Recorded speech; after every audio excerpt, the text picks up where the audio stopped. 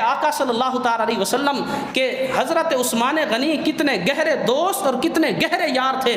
ایک مرتبہ حضور علیہ الصلوۃ والسلام کی بارگاہ میں ایک جنازہ لایا گیا، صحابہ نے عرض کی یا رسول اللہ جنازہ تیار ہے، فلاں شخص فوت ہو گیا ہے، تشریف لے آئیں، اس کا جنازہ پڑھائیں۔ میرے آقا نے اپنا چہرہ انور دوسری طرف پھیر لیا، آپ نے ناراضگی کا اظہار فرمایا جاؤ جاؤ اس کا جنازہ پڑھ کے اس کو دفنا دو، میں محمد اس کا جنازہ پڑھانے کے لیے تیار نہیں ہوں۔ صحابہ حیران ہوئے، عرض کی یا رسول اللہ یا حبیب اللہ آپ اس کا جنازہ کیوں نہیں پڑھاتے؟ میرے آقا نے جو وجہ بیان فرمائی وہ یہ تھی، حضور علیہ الصلوۃ والسلام نے فرمایا وہ شخص جو مر گیا ہے اس کے دل میں میرے عثمان کا بغض تھا، گویا جس کے دل میں عثمان کا بغض ہو وہ مجھ محمد کی دعاؤں کا حقدار نہیں ہے۔